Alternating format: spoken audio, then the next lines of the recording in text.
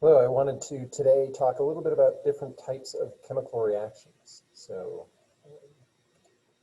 let me go ahead and maybe share my screen here.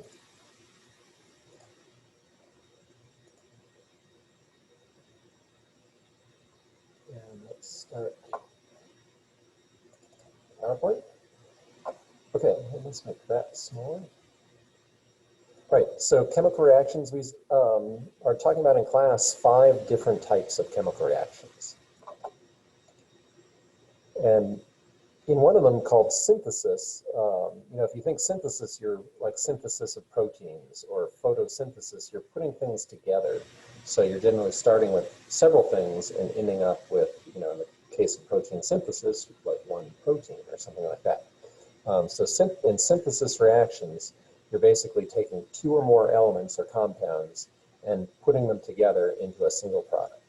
So kind of in symbology form, you could say A plus B reacts to yield AB.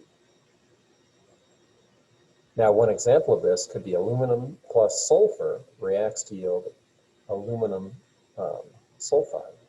And now, remember, aluminum has a +3 charge, sulfur 2- charge, so it's Al2S3.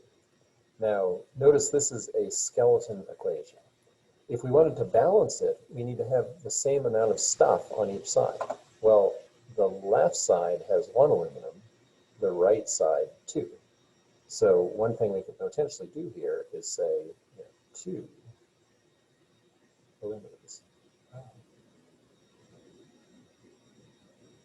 Okay.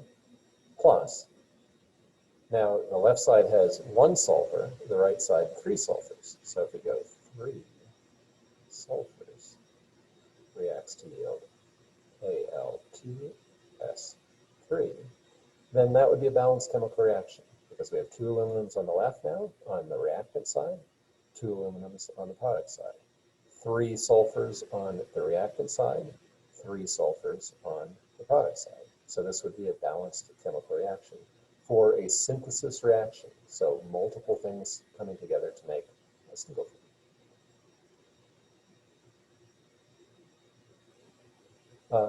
Here would be a second example of it. H2O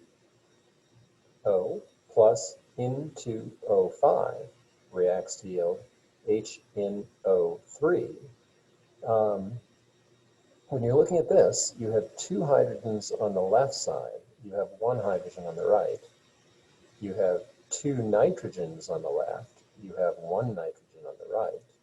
You have 6 oxygen on the left. You have 3 on the right. So you'll notice there's twice as much stuff on the left as the right. So if we were to just double everything, we would end up then with a balanced chemical reaction. So 2, I'm still kind of struggling to get to use this thing. 2 H2O plus, whoops, I need 2 on the other side.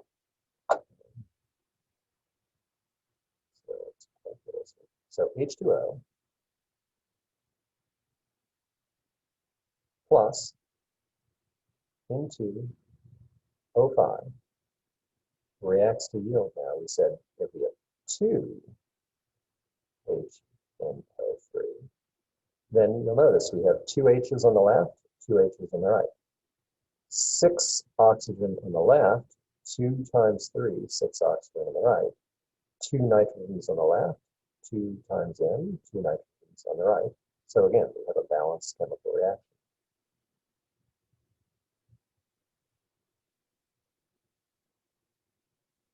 So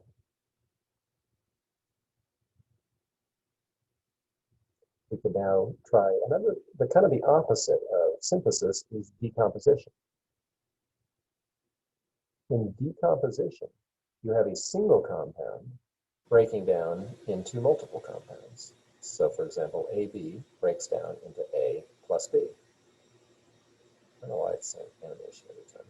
Oh.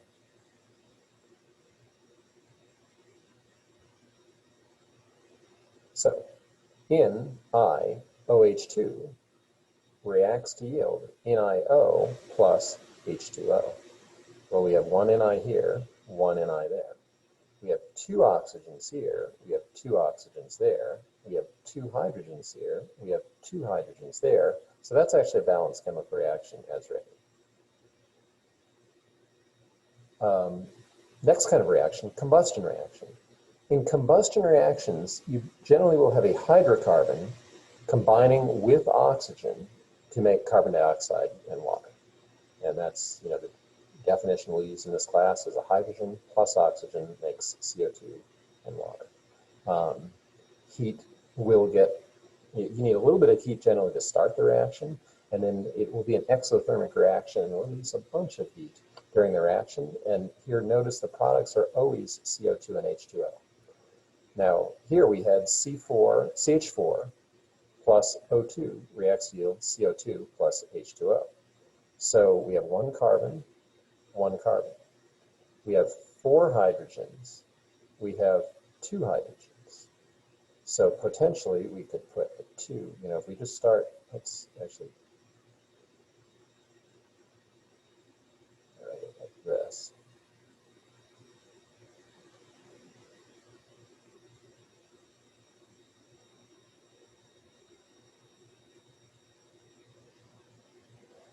So again, we said we have 4 hydrogens here, 2 there. So we could put a 2 here. And that will put 4 hydrogens on the product side. Now, always do carbon first, then hydrogen, then oxygen when you're doing combustion reactions. So now we have carbon is balanced, 1 and 1. Hydrogen is balanced, 4 and 4. Now oxygen, we have 2 on the left, and we have, well, now down here we have 4 on the right. And to get that even then, if we put a 2 there, we'll now have 2 times 2, or 4 on the left. So equal amount of reactants and products, balanced chemical reaction for a combustion reaction.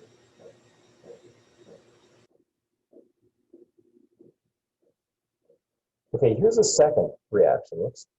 And this one shows how it can be a little trickier sometimes to balance combustion reactions. So if we again write out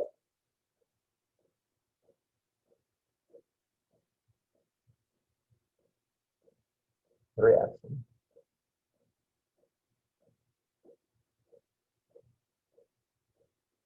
Again, start here. We have 2 carbons here. So you put 2.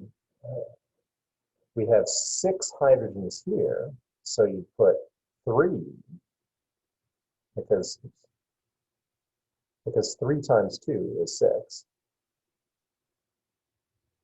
Ah, I don't know why it does that.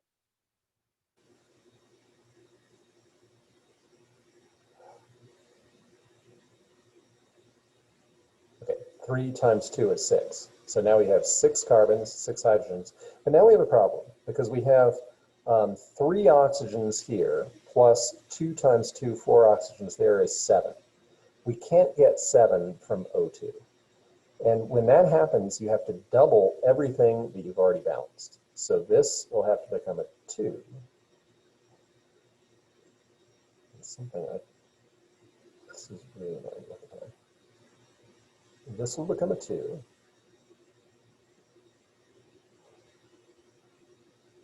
And then here, this 2 will become a 4.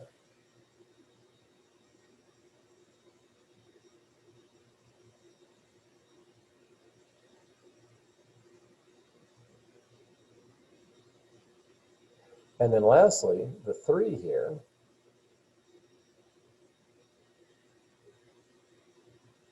will become a 6.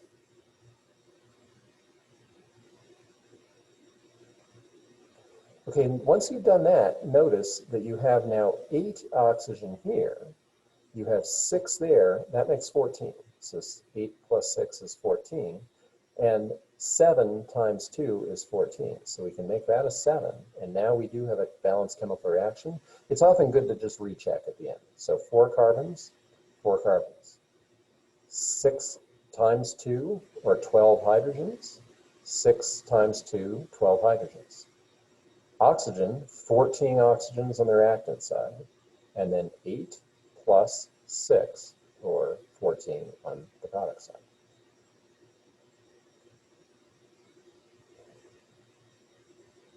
Okay, there's two other types of reactions. One is a single replacement reaction. It's also called single displacement, so you'll see those names interchangeably. And here you have one thing, like A, combining with a compound, BC, and the A, if the A is a cation, it will knock out the cation here. If the A is an anion, it will knock out the anion here. So one example could be A plus BC reacts to yield AC plus B. And technically this only works when what is knocking out is more reactant than what's already there. So it will work some of the time, but not others. We're not this year going to get into too much detail in terms of that issue. So here would be an example of a reaction where we have potassium reacts with zinc chloride to make potassium chloride plus zinc. When we're looking at the balancing, we have one potassium here, one there. One zinc here, one there. Two chlorines here, and only one there, which means we need to balance it a little bit. So K plus ZnCl2 reacts to yield KCl plus Zn. And notice zinc has a 2+ charge, Cl- is 1 charge, so you need 2 of them. But potassium only has a 1 charge, whereas chlorine has a -1, so you only need 1. But because of that, we need to change, we can't just put a 2 here, because again, potassium has a 1+ charge, chloride ion is 1-. The 2 must be a coefficient, it's got to go there. But now we've made 2 potassiums, so we also need it.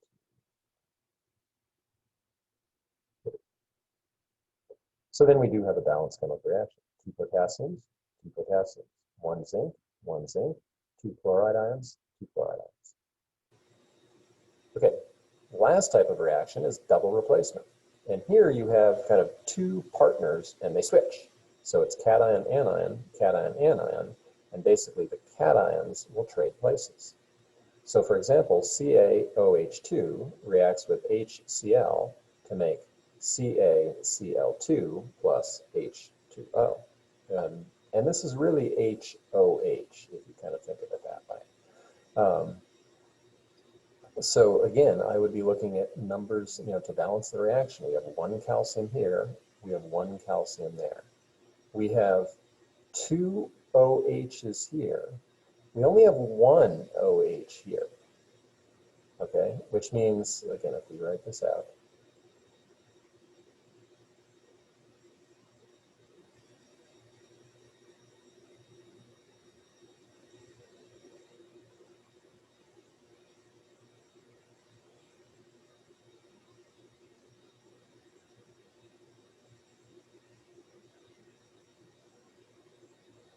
okay, so if we only have 1 OH here, so what we could do is put a 2 there. Okay, that's going to then make, though, 4 H's. We have 2 here, we have 1 there. And we also have 2 chloride ions here and 1 there. So what we could do is put a 2 here.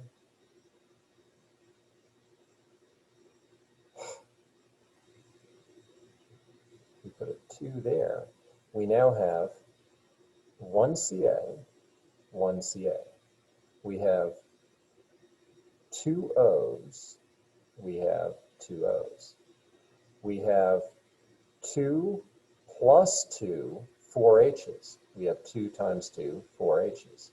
We have 2 times Cl, 2 Cl's. So this will now be a balanced chemical reaction.